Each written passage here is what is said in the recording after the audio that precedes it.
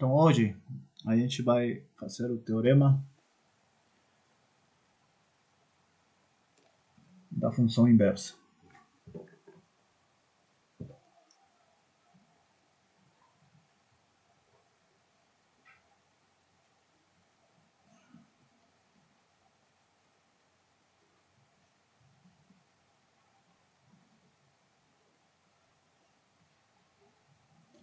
Beleza? Então, vamos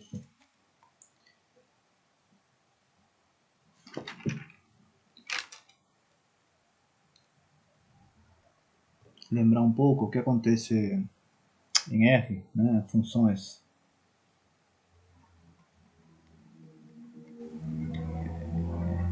de variável real.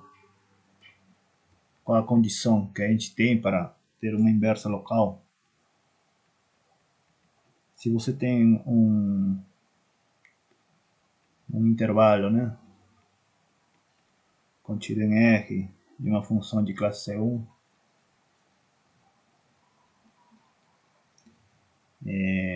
aqui I intervalo, ok?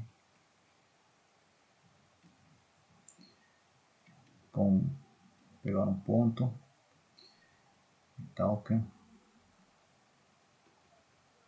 A derivada nesse ponto seja diferente de zero, certo?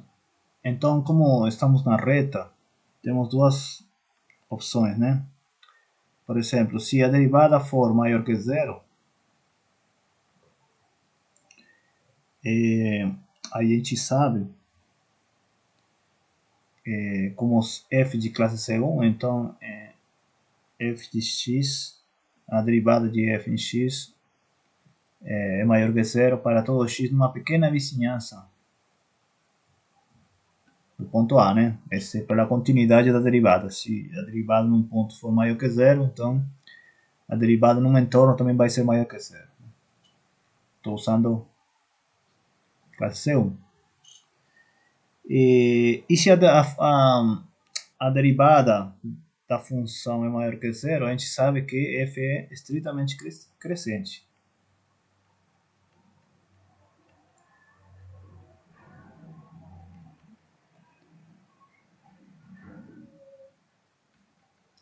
Realmente crescente nesse intervalo pequeno. Esse intervalo aqui é A menos delta, né? A mais delta, tá?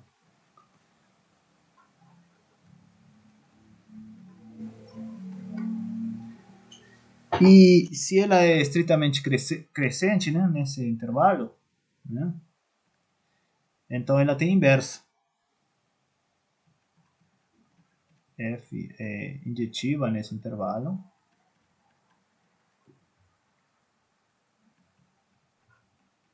Certo? E, portanto, admite uma função inversa nesse intervalo.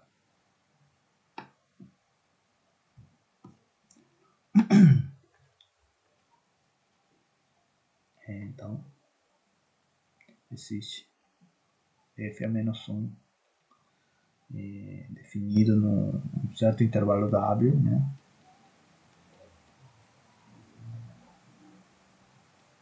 Tá? Função inversa.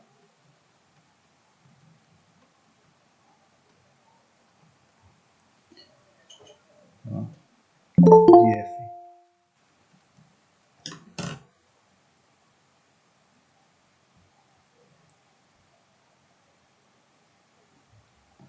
Função inversa de f.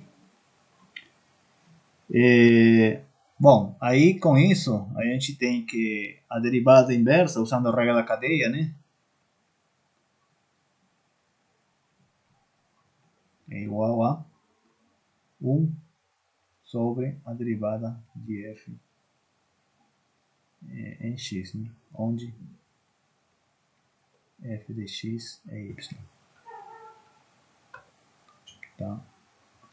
Então temos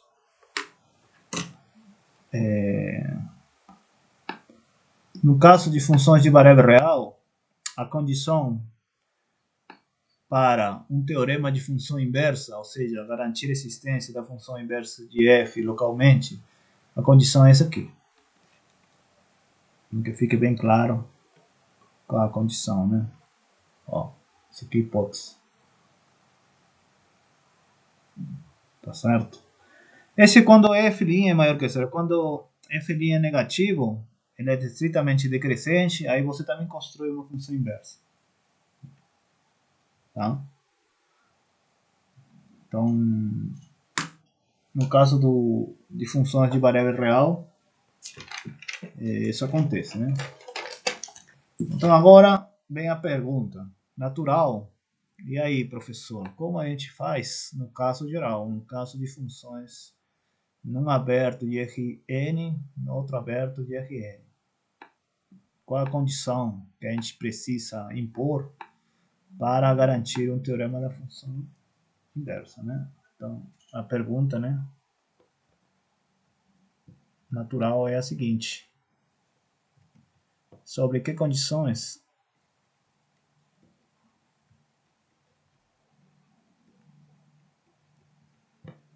uma função f definida num aberto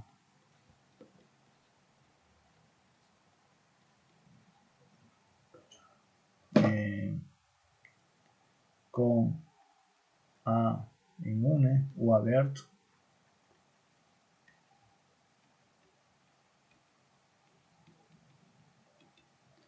sobre que condições uma função f com A em 1 admite função inversa f a menos 1, né, que vai de um certo aberto Rn, uma pequena bola, centro del, ali, ó. Essa aqui é a bola pequena, né?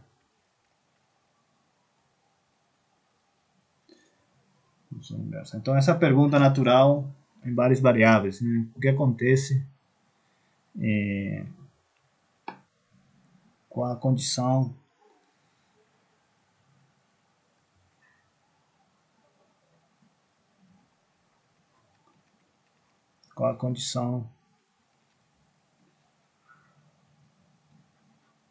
para a gente ter uma função inversa local, tá? De f, né? Numa pequena vizinhança do ponto A. Certo? Então é um problema de natureza local e a resposta a esse teorema, a essa pergunta é o teorema da função inversa, né? Que garante condições sobre f. Então, se você pensa bem, se você impõe de classe C1, né, você vai ter a derivada, né? Mas a derivada agora já não é mais um número. A derivada agora vai ser uma transformação linear de Rn em Rn. Então, isso aqui é uma transformação linear.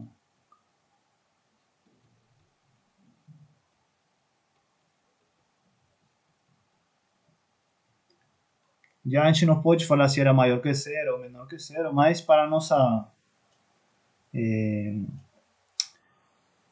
para a nossa alegria, digamos assim, a gente tem associado a uma transformação linear o determinante da matriz que determina essa transformação linear, ou seja, a matriz da matriz jacobiana, né? Então a condição que a gente procura essencialmente vai ser isso aqui, que seja diferente de zero. Então essa é a moral, vai ser a moral da história do teorema da função inversa que eu vou enunciar aqui. Então tá certo? Então essa é a motivação de por que você precisa mudar essa hipótese, né? Naturalmente, por uma hipótese sobre um determinante de uma matriz associada à função, que é a matriz jacobiana. Então vou mostrar um lema antes de enunciar o teorema que eu quero demonstrar. Vou enunciar um lema, tá? Um lema que é consequência do teorema do valor médio. Tá? Eu vou trabalhar em retângulos, tá? Só lembrar aqui uma pequena observação: se você trabalha em abertos, então você pode incluir sempre retângulos dentro, né? Pequenos, né? Então, tanto faz, você pode trabalhar com abertos ou com retângulos. E até pode trabalhar com retângulos fechados, não tem problema. Porque se você está num aberto, você considera um retângulo fechado totalmente incluído nesse cara, nesse U. Tá? Então, uma base da topologia em Rn pode ser por abertos, por bolas ou por retângulos. Tá? Tanto faz. Então, eu vou trabalhar nesse caso com retângulos. Por que com retângulos? Porque ele é fechado.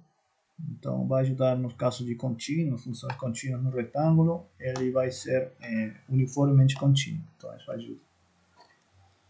Tá? Então, vou trabalhar com retângulos. Então, seja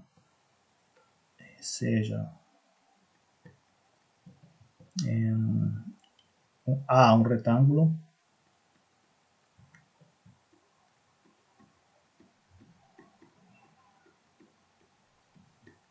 tá? E F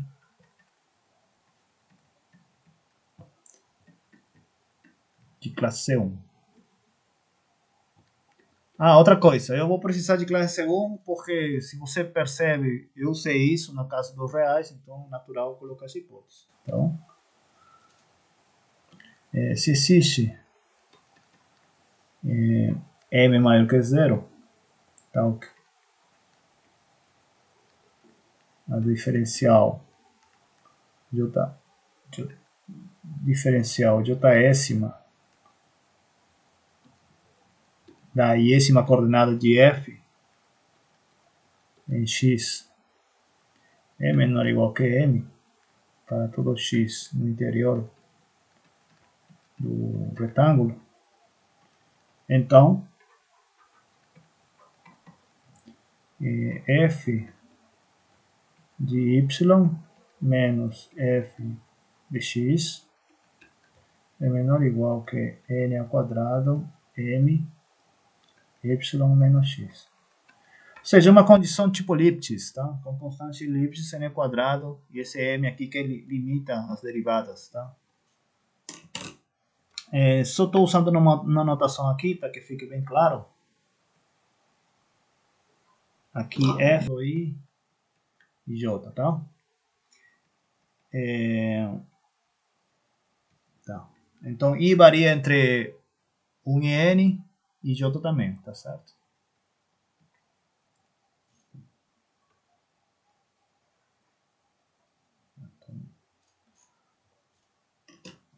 Então, se você limita as derivadas parciais de todas as coordenadas de f por uma constante, então você consegue que f é Lipschitz. Tá? Com constante de Lipschitz, n quadrado dessa constante n. Beleza? Tá. Só para que fique bem claro, né? Essa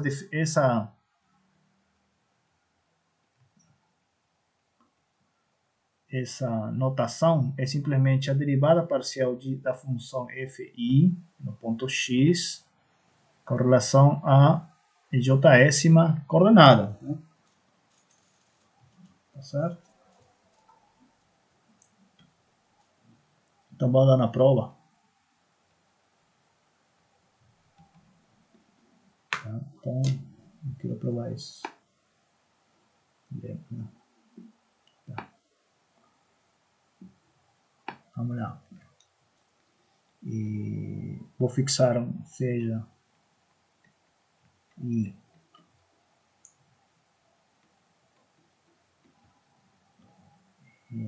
vou fixar um índice, tá?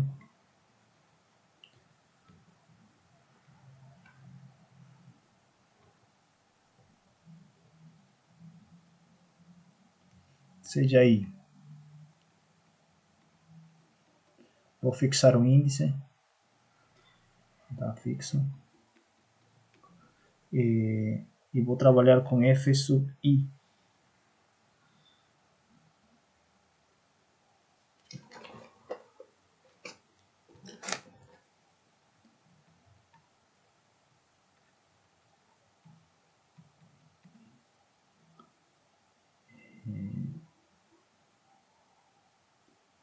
Pode ser assim. Menos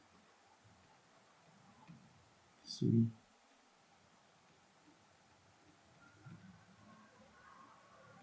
Tá?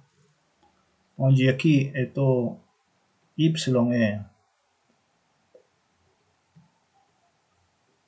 tô denotando assim, tá? X, dois pontos, né? Ambos no retângulo, certo?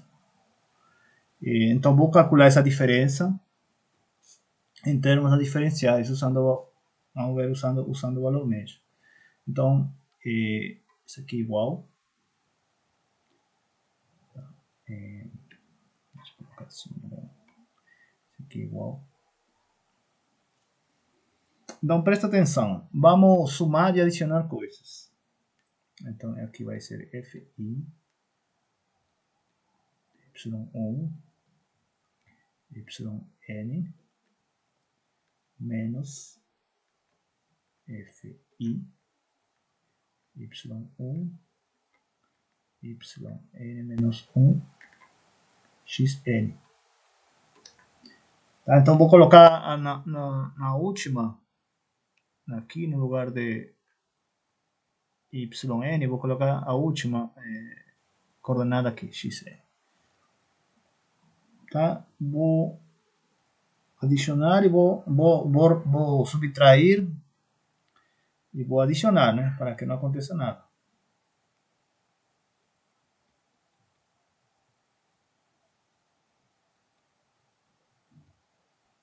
Então não aconteceu nada. De novo,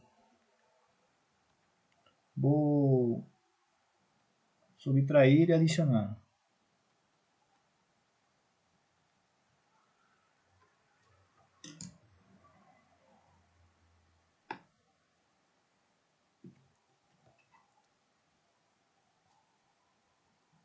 Só que eu vou colocar aqui assim, mais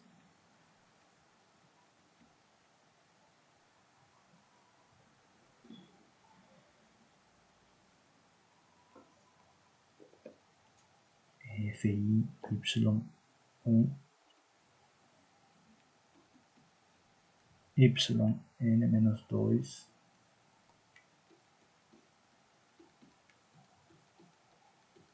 tá? Então assim, vou adicionando, vou somando.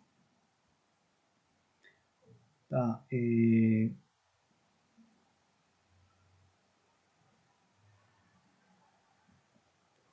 Vou adicionando, vou somando, né? Então aqui vai ser o último, vai ser menos fi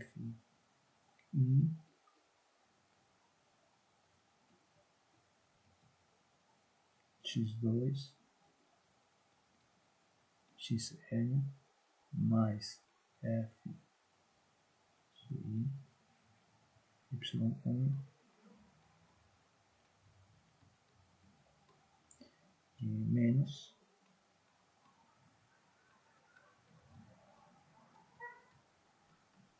o último cara, que é esse aqui no final, né? Tá, então eu escrevi como adicionei, subtraí, adicionei, subtraí, adicionei, subtraí. Então praticamente eu não fiz nada. Só que eu ganhei uma coisa aqui. Percebe? Presta atenção. E olha só. Aqui. Presta atenção aqui, ó. Essa diferença. Essa diferença, você pode enxergar ela como uma função que é constante nas primeiras n-1 variáveis e varia na última, né? Então, você aplica valor médio para funções desse tipo. Então, é igual. Valor médio que diz que é a derivada vai ser a enésima, né? Derivada da função fi num certo valor, que eu não sei quanto que é, mas depende de n, né? De i, tá? Vezes a diferença dos valores, yn menos xn. Tá? Onde esse cara, esse c, ni, ele fica no segmento de reta, né? Indicado. Tá? É assim, então. Mas, agora olha só aqui, essa diferença. Aqui, ó.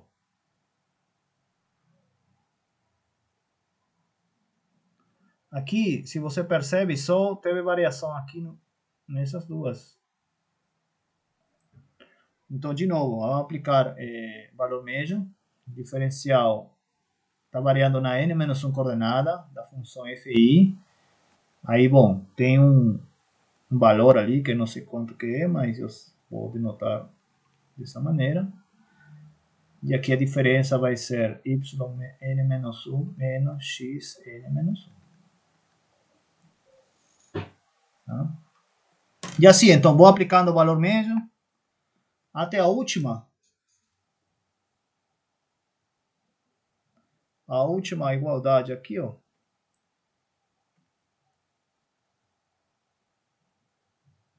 Aqui, ó. Esse aqui, esse com esse. Então, mais, mais, vai ser D1, né? Que varia na primeira. Tá vendo aqui, ó.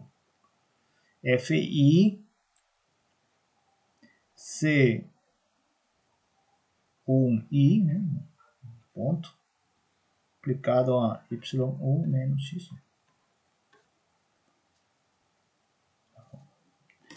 Então, essa é a diferença dos valores.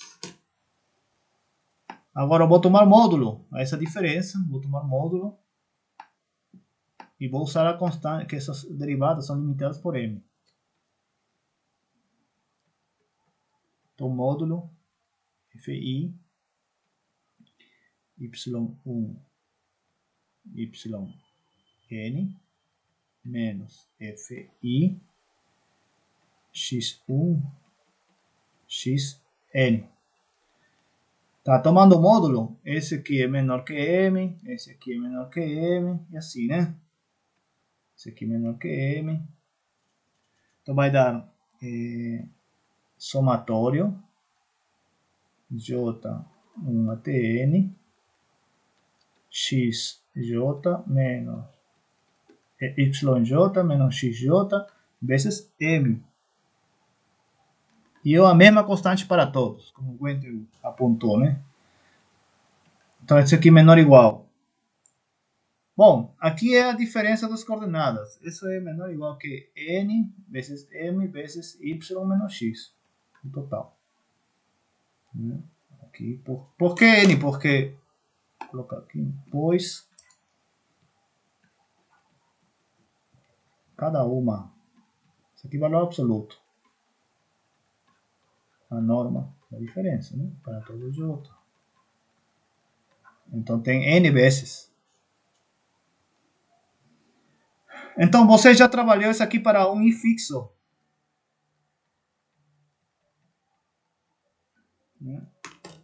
Agora eu vou trabalhar no geral. Então, finalmente,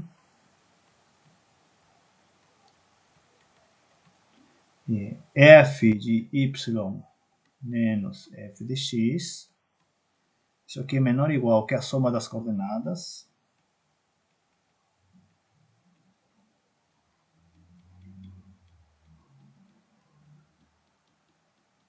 Né, de cada coordenada. E como eu já tenho uma cota, para esses, então aqui vai dar n quadrado m y menos x. Pronto. Então temos o lema. Então temos o lema.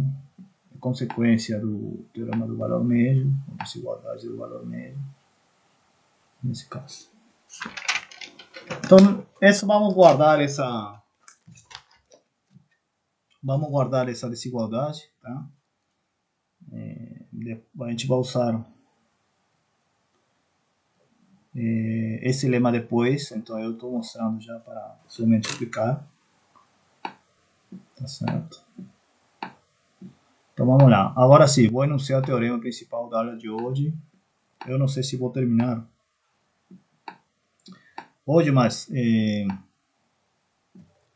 vamos tentar, né? Terminar hoje. Então, teorema da função inversa.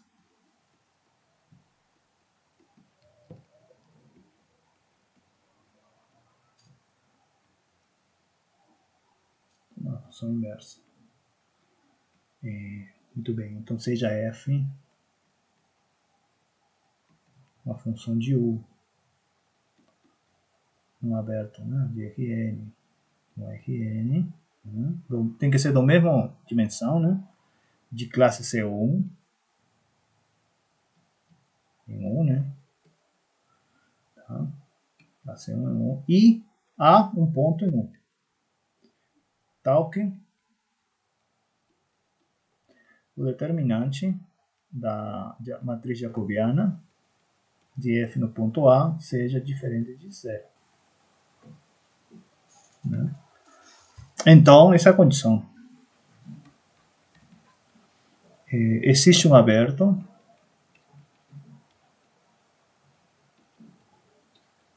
B contendo A, tá? Obviamente dentro de U, né? E W, um aberto contendo f de A,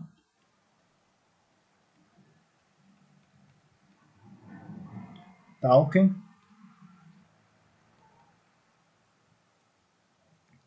a restrição de f nesse aberto admite o inverso.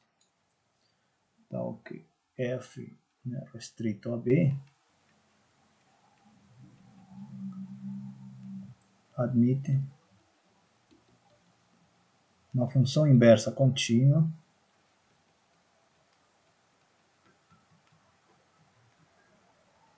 função inversa contínua f a menos 1, né, que vai de W a B, que é diferenciável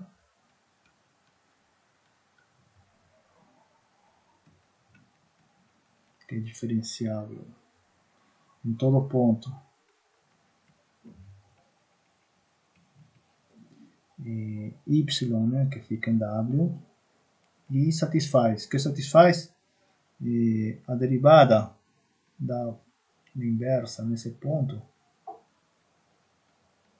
é igual a matriz inversa da derivada no ponto f a menos 1 de y. Acho que vou colocar melhor aqui. Vou apagar isso. Fique bem claro, né? Vou escrever aqui bem grande. A derivada, né, da função inversa no ponto y é igual a transformação inversa, né, da derivada. Aqui vou colocar f a menos 1 de y, né, no ponto inverso. Aí pega inverso, né? Então, aqui para todo y em w. Também pode escrever assim, né?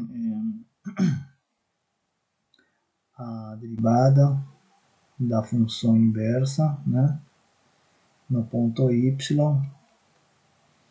é a derivada de f em x, né?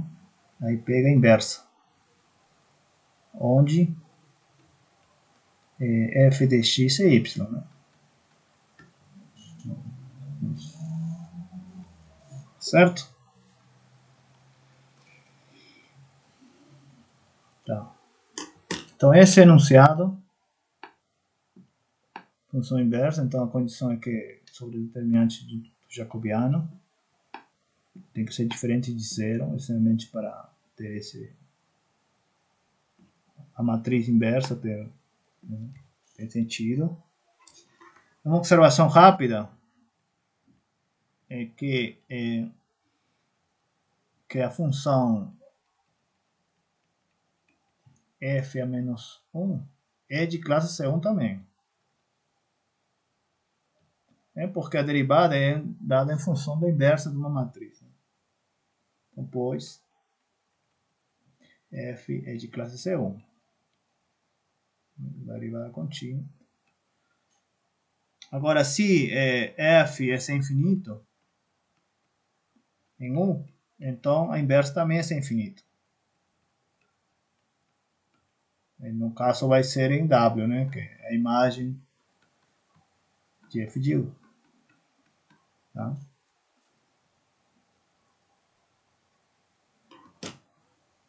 Beleza? Então esse é o teorema. Vamos dar a demonstração é um pouquinho longa, né? Não é fácil. De fato, são vários passos que a gente tem que seguir. Né? Então, o primeiro passo que eu chamo primeiro passo, né, da prova que eu chamo redução. Redução à identidade.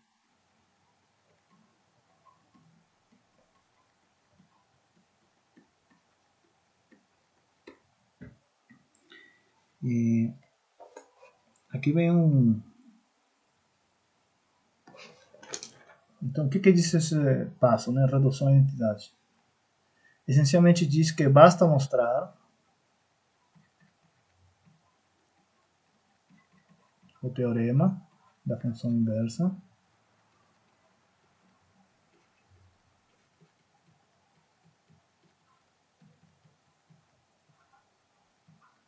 para funções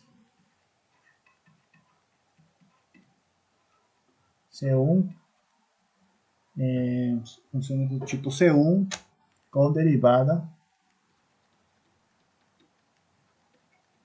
igual à identidade.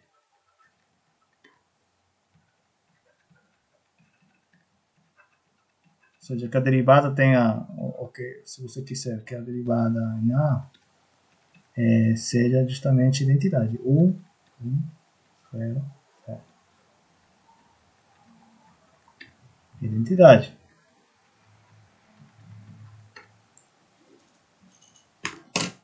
Então, essa é a redução à identidade. Ou seja, basta mostrar o teorema da função inversa para a função de classe C1 com derivada no ponto A igual a identidade. Por quê? Vou dar um argumento de por que basta isso.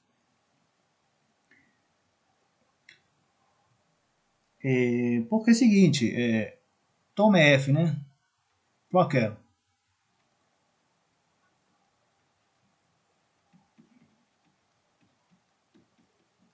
E vamos denotar T, a derivada de F em A. Tá? Como o T é uma transformação linear, né? Então, como o determinante da matriz associada é diferente de zero, então temos que o T é um isomorfismo.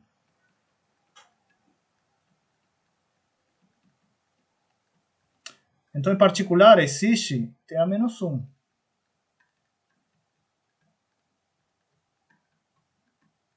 Certo?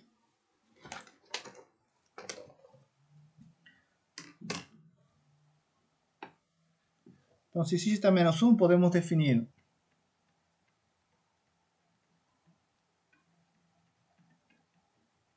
G como F composta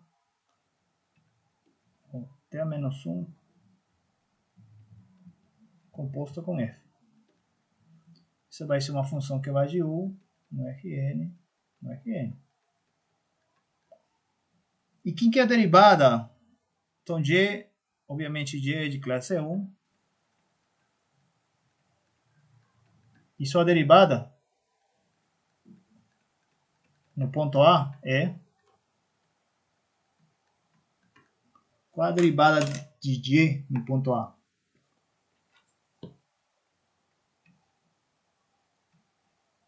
Bom, é a derivada de t em f de a, composta com a derivada de f em a, no regra da cadeia. Mas a derivada de uma transformação linear é a mesma. Composta, né? E a derivada de f eu denotei como t. Então aqui dá a identidade.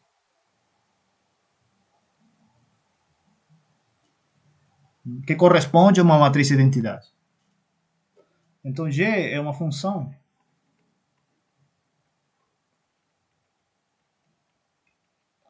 C1 com derivada identidade em A. Identidade. Então, se eu provar o teorema da função inversa para essa função g, eu conseguiria uma função inversa da g e, compondo com t, eu consigo uma função inversa para f. Porque t é invertível, eu posso mexer com t onde eu quiser. Então, se g tem função inversa, se essa tem função inversa, essa também tem. Tá bom? Então, é isso que é a sacada aqui, né? Então, eu vou mostrar somente o teorema da função inversa para funções com derivada igual a identidade. Tá claro? Essa é a redução à identidade. Então, aqui vou colocar, vou colocar aqui para você anotar. Se g tem função inversa local, né, então f tem função inversa local. E simplesmente isolando f, né?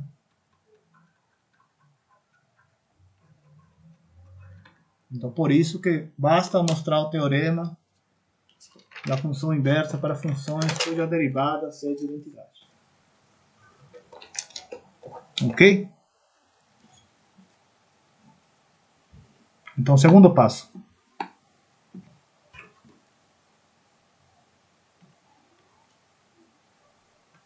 Segundo passo. Então, agora, segundo passo, pelo passo 1, pelo passo 1, né, basta, podemos assumir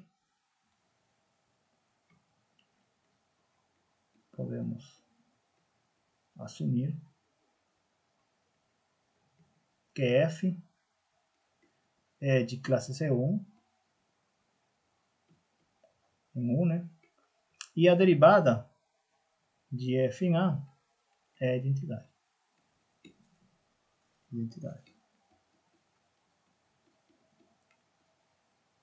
Ou seja, que as derivadas em relação a x1, x, né, aqui é 1, né, e os demais são 0.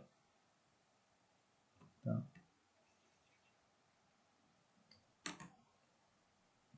Isso a gente vai usar depois. Beleza. Então, passo 2.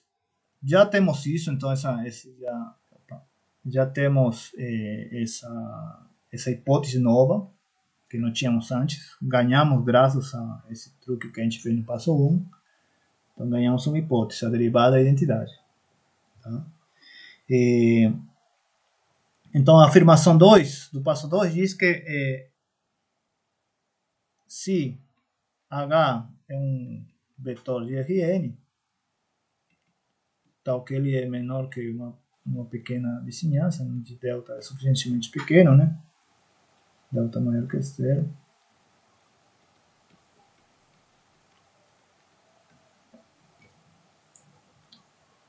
Tal que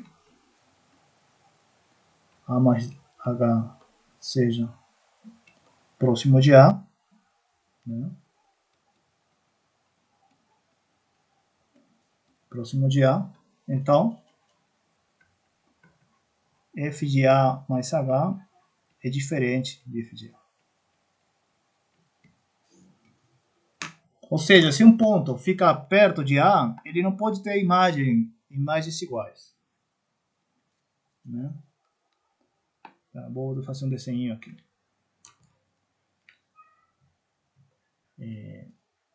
Você tem aqui A, né? Então, podemos desenhar uma pequena bola. Radio delta. Então, aqui, por aqui ficará A mais H. Então, restringe F essa bola. Então, você vai ter aqui F de A mais H e aqui F de A. Tá, não está aberto. Então, o passo 2 diz que esse cara não pode ser igual a esse. Tem que ser diferentes. Tá? Pelo menos para um delta suficientemente pequeno. Por quê? Caso contrário, vamos chegar a um absurdo. Caso contrário, ou seja, se f de A mais H é f de A, para pontos suficientemente perto, tá? Se isso acontece, né? Então podemos montar essa equação aqui.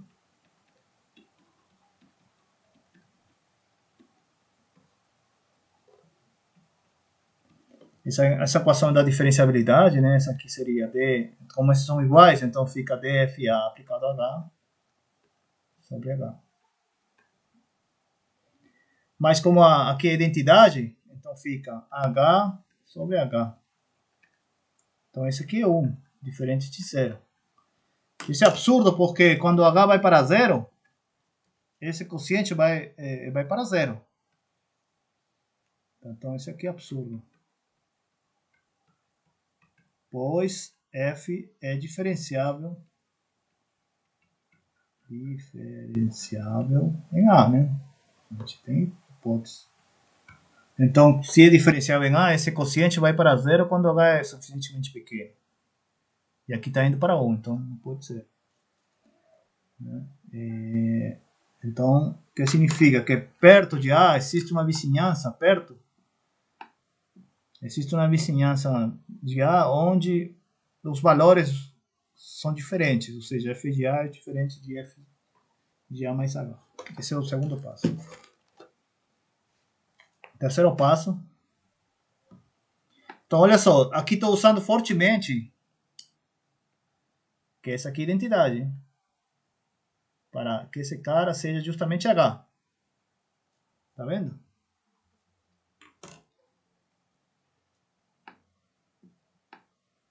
Vamos lá então. Passo 3. Já tenho 3 passos, né?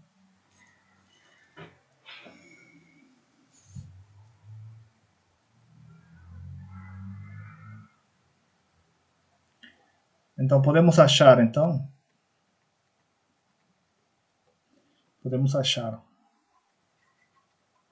uma bola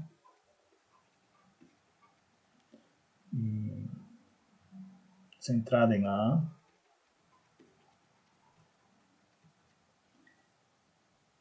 dentro de U,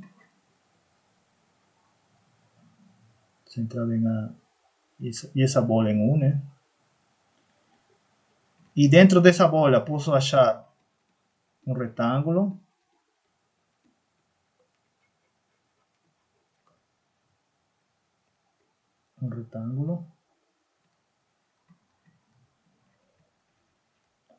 Vou denotar esse retângulo contendo o A, né? Vou denotar esse retângulo R, tal. Isso aqui é a menos de redução de retângulo. Então, a menos de redução do retângulo.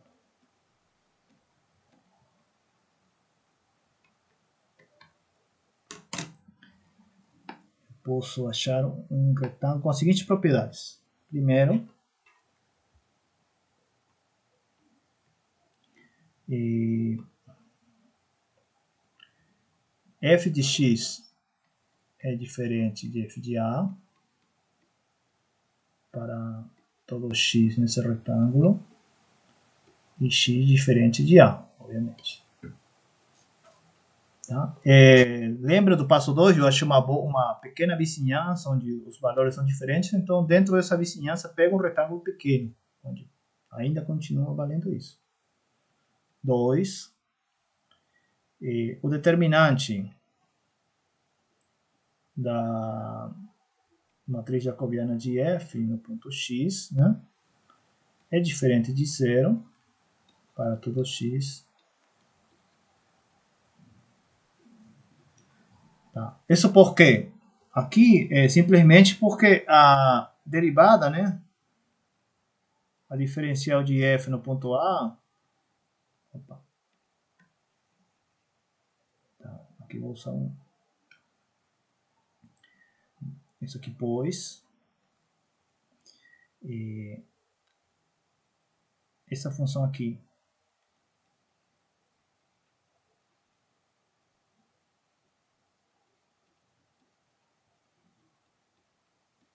essa função é contínua em A.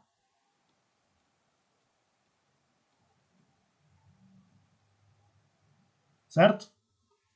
Porque a jacobiana é simplesmente as derivadas parciais, que são contínuas porque são de classe C1. Determinante disso somente é a combinação, multiplicação disso. Então essa função é uma função que é C1, ou seja, é contínuo, né? Em A, como o determinante é diferente de 0, então numa vizinhança é diferente de 0. Então você pega dentro dessa vizinhança você pega um retângulo. Estou chamando R esse retângulo. Então a menos de redução do retângulo é isso aí. 3.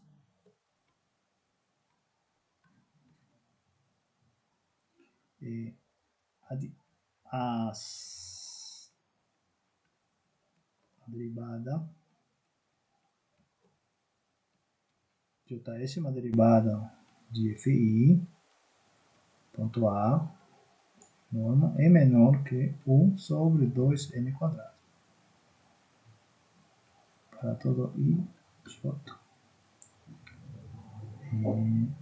Aqui 1 até n, né? E para todo x em um retângulo. Aqui, de novo, continuidade das derivadas parciais. Então, para todo epsilon existe um delta, tal, que você pode supor que ele é suficientemente perto. Então, continuidade, tomando epsilon 1 sobre 2n quadrado. Então, aqui, pois, f classe 1.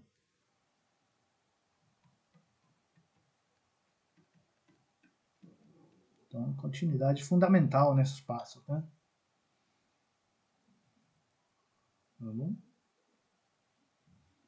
Tá. Outra coisa que você tem que notar aqui é que a diferencial de JFI de A é 1, sim, I igual a J, e 0, sim, I diferente de J. Né? É porque a diferencial no ponto A é a identidade. Então, eu tenho isso. Então, tenho três itens que valem dentro de um retângulo. Então, eu vou fazer um desenho para que fique claro na cabeça o que está acontecendo. Eu comecei com A, certo? Ele tem derivada identidade, certo? E você conseguiu uma vizinhança dele, onde todas as imagens têm pontos diferentes, certo? E dentro dessa bola eu encontro um retângulo R, onde vale 1, vale 2, vale 3. Tá? Aqui. Certo? Vale 1, ou seja, vale que f de x é diferente de f de a, vale que o determinante é diferente de 0 e vale essa desigualdade entre as diferenciais. Ou seja, aqui f de x diferente de f de a, O determinante da jacobiana é diferente de zero e vale uma desigualdade entre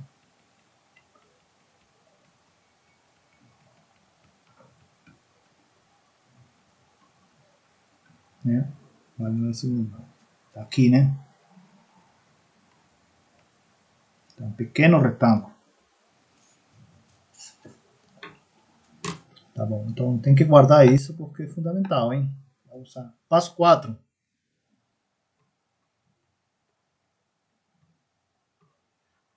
Passo 4. Agora seja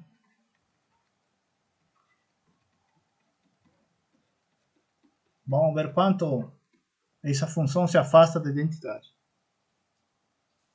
Tá? Então define isso para todo x no retângulo. Então, esse é o retângulo aqui. Estou definindo, né? Então estou, de alguma maneira, medindo quanto f de x se afasta de x. Tá certo? Muito bem. Então, pelo item 3 anterior, esse aqui,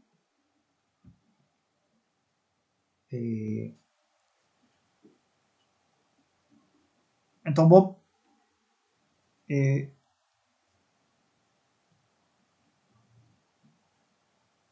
aplicar o lema, né? Também, o item 3 e o lema.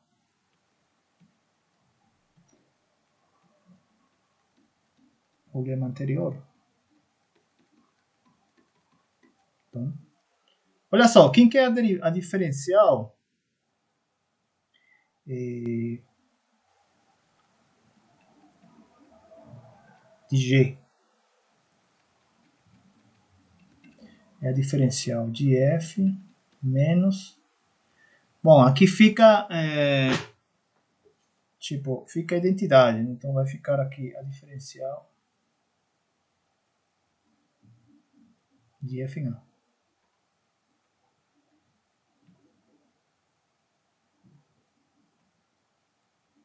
Vou colocar assim, que é a identidade, né? Beleza? Então, quando você fazer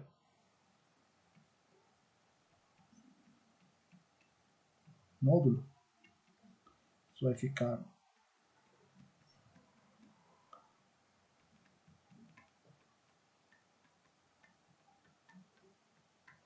e esse aqui é menor que 1 sobre 2n quadrado, pelo item 3. E esse faz o papel do m. Lembra no lema? Tinha um m? Então esse faz o papel do m. Que ele limita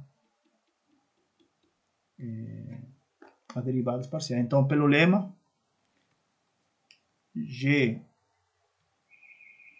de x1 menos g de x2 é menor ou igual que n quadrado, ou vezes n, ou seja, 1 sobre 2n quadrado, vezes x1 menos x2. Para todo x1, x2 no retângulo. Então, quer dizer que f de x1 menos x1 menos f de x2 mais x2, né, é menor ou igual que 1 meio x1 menos x2, beleza? E aqui eu posso agrupar x2 menos x1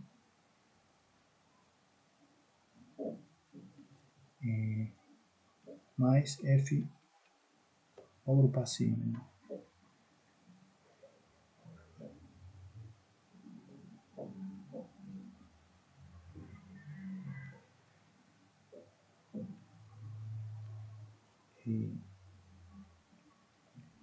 Tá. Vai ser assim, x1 menos x2 menos f de x1 menos f de x2. Isso aqui é menor ou igual que, por desigualdade triangular, esse aqui é f de x1 menos f de x1 menos f de x2 menos x2. certo? Desigualdade triangular, ou seja, essa desigualdade que é assim, B menos A é menor ou igual que B menos A, né? Isso. Tá, mas isso aqui é igual, menor ou igual que 1 meio de x1 menos x2. Estou usando essa parte.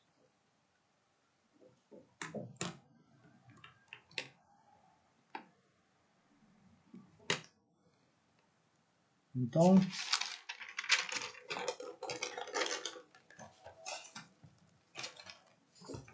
passando para lá, x1 menos x2 é menor ou igual que 2 vezes f de x1 menos f de x2. Isso aqui para todo x1, x2 no retângulo. Tá vendo? Então tenho essa desigualdade no retângulo. Tipo uma Lipschitz, condição de Lipschitz por baixo, né? Certo? Então esse é o passo 4. Não, passo 4, né? Isso. Passo 4. Passo 5. Passo 5. Passo 5.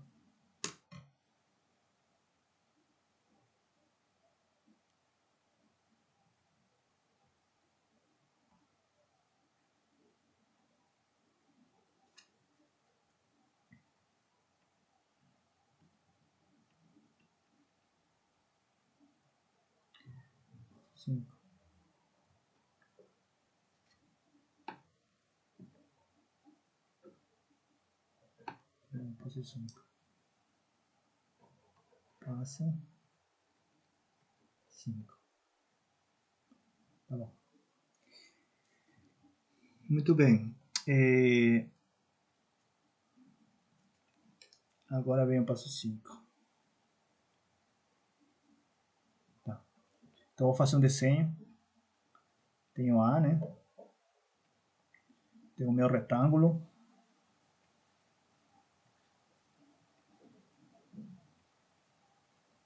Beleza? Tenho F. Certo? E o bordo do retângulo é a união dessas 4 curvas, né? 4 segmentos. É compacto.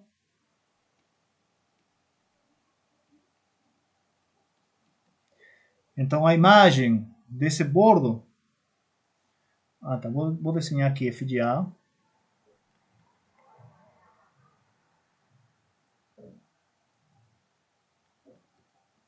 Que é o ponto imagem, né? Tá. Então vou levar o bordo desse retângulo. Bom, vai ser sei lá, não sei que coisa vai ser, mas vai ser assim. O bordo é compacto também. Por que compacto? Porque F é contínuo, então ele leva compacto em compacto. Certo? Beleza.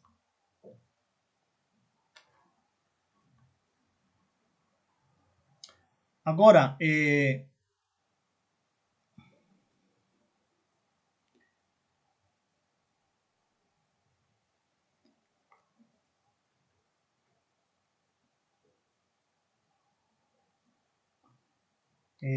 outra coisa, esse compacto, que é o bordo, ele não, o F de A não pode pertencer a esse compacto. Então,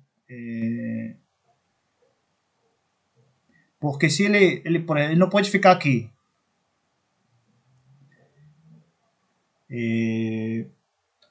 Pelo passo. Por que não pode ficar? Sim, porque todos são diferentes, né? Nessa bola aqui, que é grandona, um pouquinho mais maior. Né? Todos aqui dentro dessa bola, todos vão a valores diferentes. Então, você teria aqui um ponto que vai nesse, né? Então não pode. Então o F de A ou fica dentro desse desenho ou fica fora. Mas vamos desenhar ele dentro. Pode ficar fora também. Mas ele não fica dentro dessa linha. Como ele não fica dentro, ele tem uma distância, né? Tem uma distância do ponto a esse conjunto que é compacto.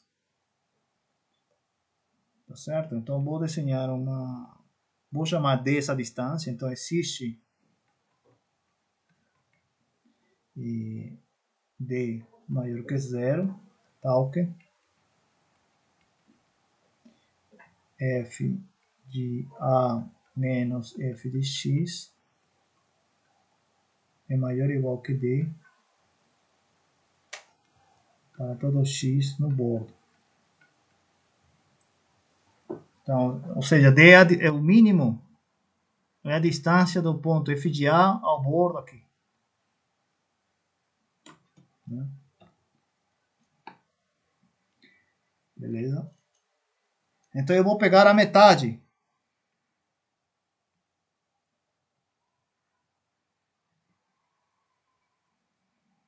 Vou pegar D sobre 2. Então seja W, todos os pontos, né? Então que f de A é D, né? D sobre 2. Sim, dentro dessa bolha. Se ele está longe do bordo. Tá? Esse vai ser aberto, né? Claramente aberto. W aberto.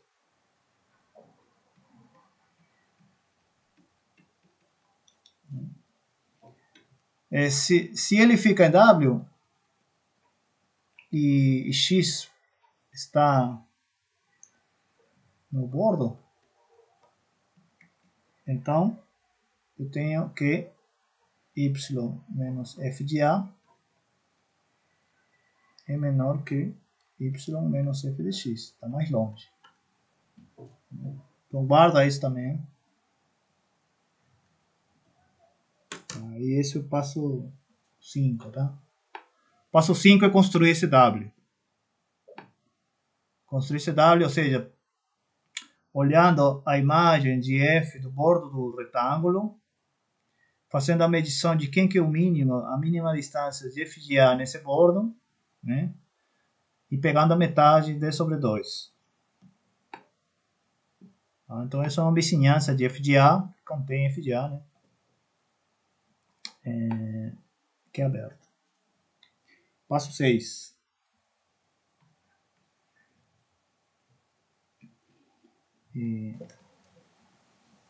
Vamos mostrar que f restrito, ou seja, agora pega W, né? Isso aqui é W. Pega a imagem inversa. Bom, vai ser um abertinho aqui. Imagem inversa desse W. Então, F restrito nesse aberto é injetivo. Vou mostrar isso agora. Então, aqui tem a inversa já. Aqui vai ter a inversa.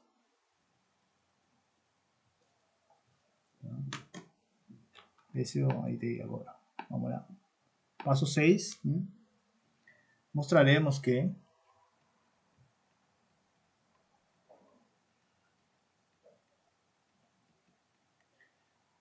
para cada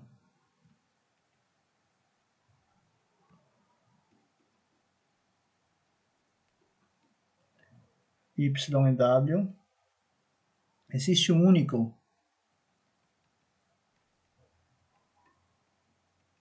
x no interior do retângulo, tal que f de x é y.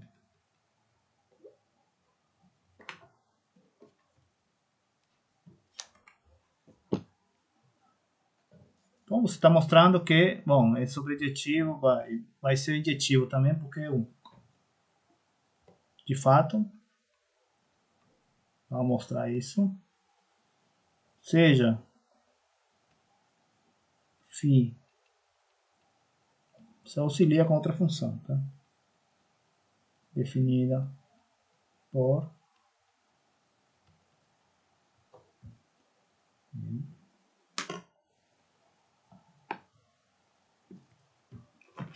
Vamos definir a φ de x igual, pegar uma norma quadrado. Ou seja, isso aqui é somatório de igual a 1 até n yi menos fi de x. Tá, eu vou mostrar que essa função é identicamente nula. Aí acabou. Tá, então, primeiro, você nota que φ é contínua. Né, em R. E, portanto, φ atinge seu valor máximo, ou seu valor mínimo, desculpa, em R, né? Porque é R compacto, né? Certo? Tá. Então, ele atende, vamos procurar esse mínimo. Esse mínimo deve ser atingido dentro do retângulo, né? Mas não sabemos aonde. Vamos procurar onde ele está.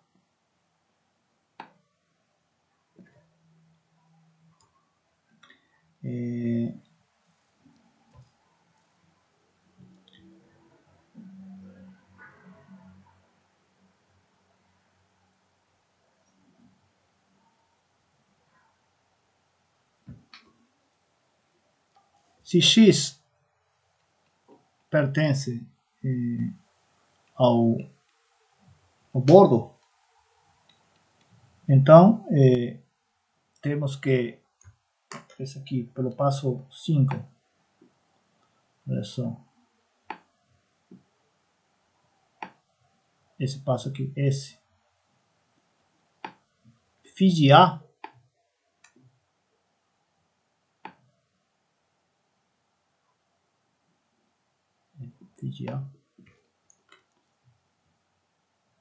temos φ de A é menor que φ de x. Então teríamos que esse seria o mínimo. Então isso implica, né, que essa função não atinge o valor mínimo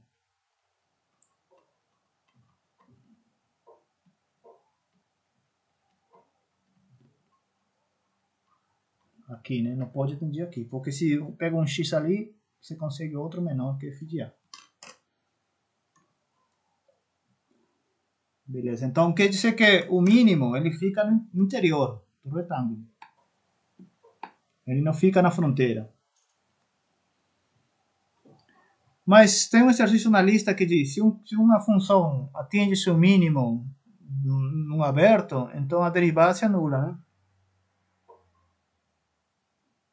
Certo. Então, temos que existe um ponto x0, que vai ser o mínimo dentro do interior do retângulo, tal que as derivadas se anulam.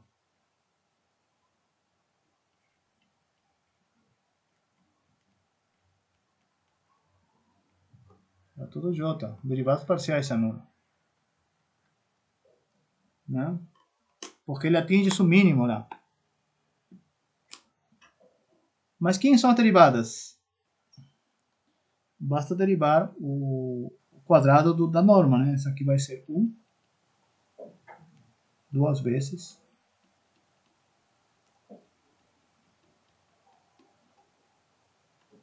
Professor, não é dj de φ, não? Ah, φ, sim. Verdade. Desculpa. Obrigado.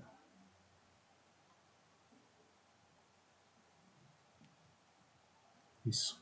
Obrigado. Aqui é x0. x0, né? 0. Tudo J. Essa é a derivada da norma ao quadrado. Então, um sistema, né? Um sistema linear de n equações com n incógnitas, onde esses coeficientes é a derivada de jacobiano, que tem determinante diferente de zero. Então você tem um sistema assim, ax igual a zero, onde determinante de a é diferente de zero. Então a solução única é que x seja zero. Tá certo? Então esse sistema tem solução única e a solução única é trivial.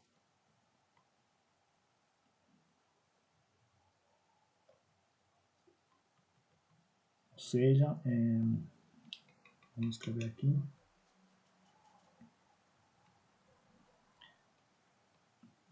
Como o determinante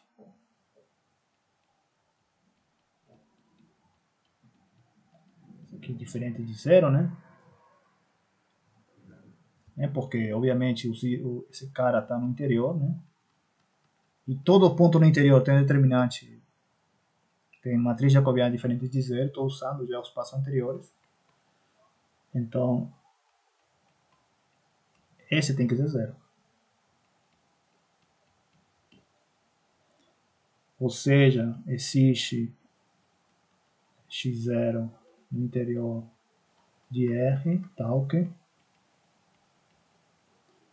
y é f x0.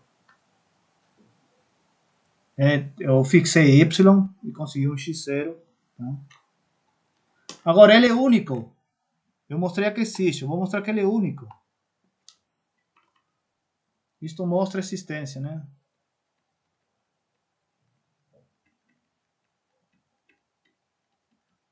A existência de uma primagem. Então, unicidade. Se x1, x2 está no interior do retângulo e é igual a y,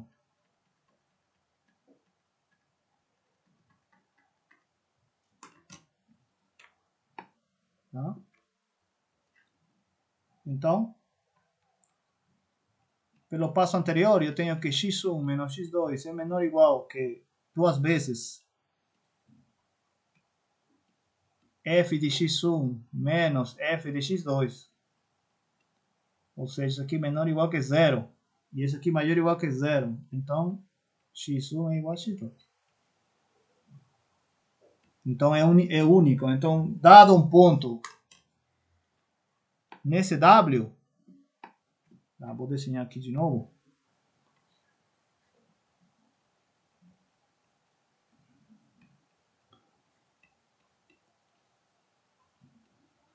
Dado um ponto aqui qualquer, você encontra uma primagem. x0 que não tem x0. Única, né? Então, quer dizer que... Agora vou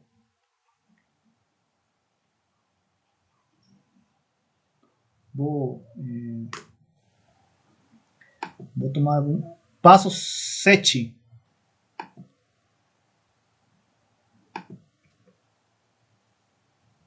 Passo 7.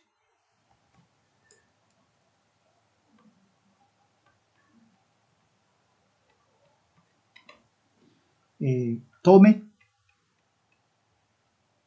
B vai ser o interior do retângulo, interseção F menos 1 de W. Traz W para cá.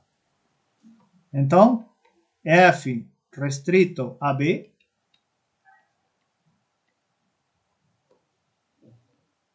é diferenciável, né? E tem uma inversa. Tem uma função inversa. Então, já achamos uma...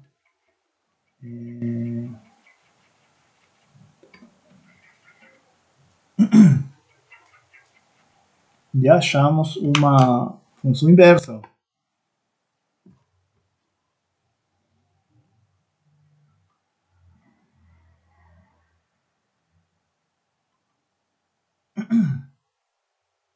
Inversa.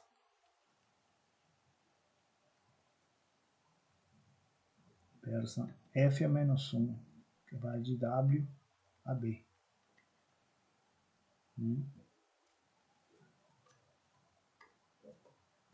Então temos já a função inversa. Ela é contínua. Por quê? Note que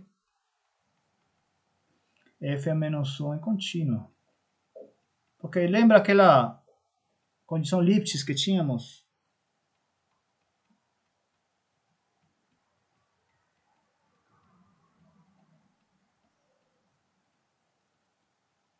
Com 2, né? Então é Lipschitz, então é contínua. Isso aqui vale para todo o W1, W2 em W. Y1, Y2 em W. Então a Lipschitz é contínuo. Pois, né? Então é contínuo. E por último, vamos trabalhar com a derivada.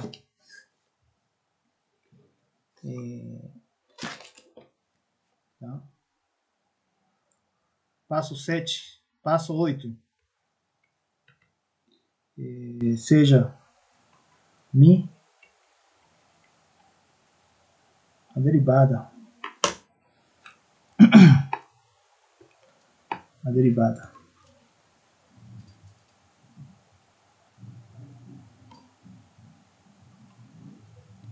Vamos lá.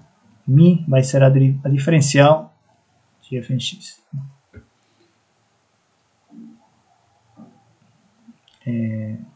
Então, mostraremos que f a menos 1 é diferenciável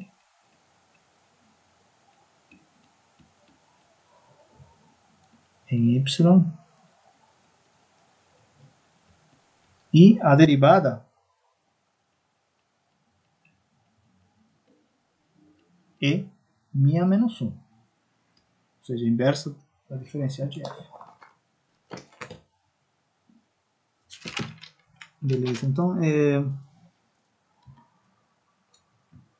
vamos lá, rapidinho, então essa parte, já com isso a gente fecha tudo, né? Vamos tentar fechar rapidinho, então. Então, temos x, né? Fixo, ele está em B, né? Vamos pegar x1 suficientemente perto, o próximo, né, de x. Então, fx1 é igual a fx mais mi x menos x1 mais o resto, né? Onde o limite, quando x1 tende para x, isso aqui vai para zero, né?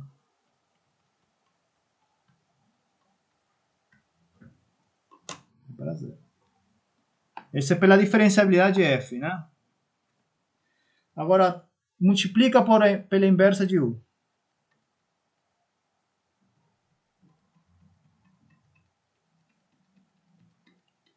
Aqui você vai ter x1 menos x mais mi a menos 1, o resto.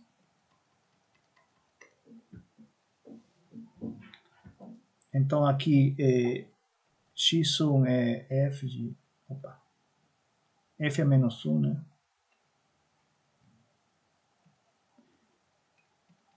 De y1. E x é f a menos 1 de x. Desculpa, de y, né?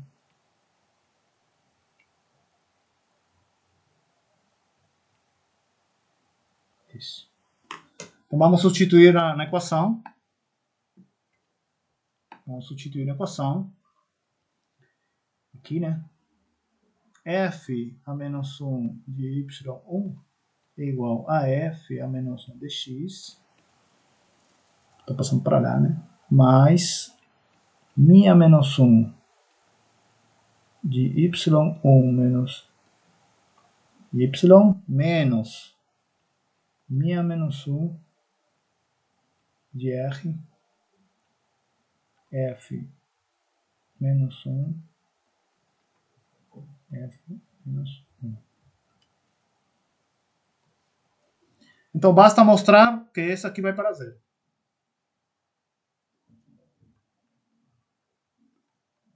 Porque se isso vai para zero, essa seria a derivada da inversa.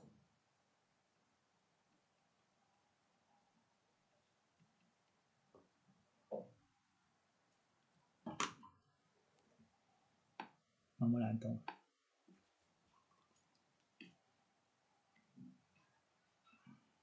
Vamos lá. Estamos perto já.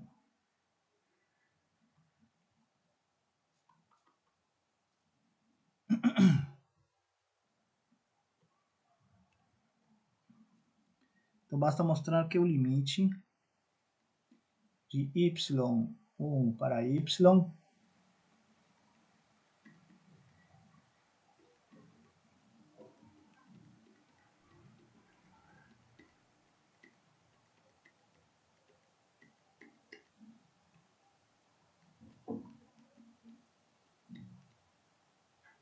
é zero. Então se a gente mostrar isso, acabou. Acabou a demonstração do teorema. Vamos lá então. Agora o nosso objetivo final é mostrar isso. Muito bem. Como esse aqui é uma transformação linear, ó, esse aqui, basta mostrar então o limite entra, né? Então basta mostrar de fato que o limite desse aqui vai para zero.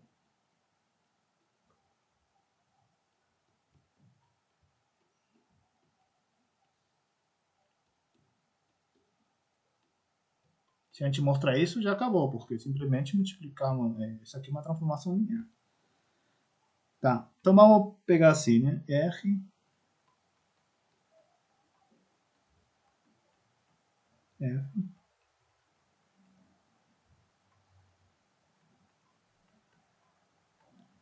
Vamos adicionar aqui. Multiplicamos e dividimos.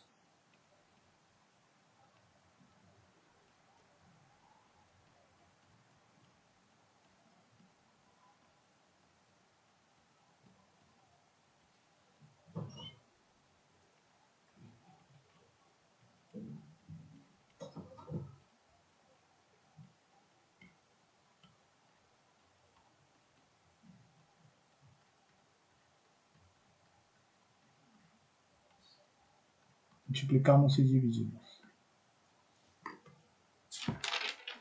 Tá. Ó, esse aqui é limitado.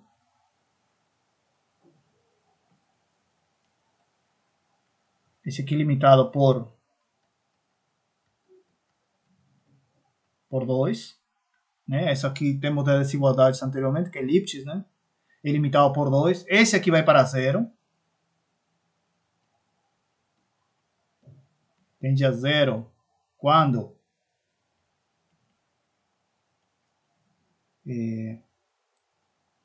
y1 tende a y. Por quê? Porque a inversa é contínua, né? Então, se esse aqui vai para 0, então f a menos 1 de y tende para f a menos 1 de y, né? E, portanto, aqui você aplica a primeira derivada, a derivada de f, né? Que é esse quociente aqui. Tá bom? Então, aplica esse aqui.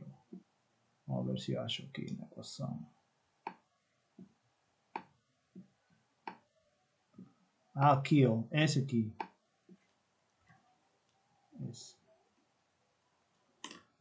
Esse vai para 0, se x1 vai para x. E justamente isso. Se y1 vai para y, x1 vai para x. E se x1 vai para x, então esse cara vai para 0. Vezes um cara limitado, tudo vai para 0. Então. Tende a 0. Quando?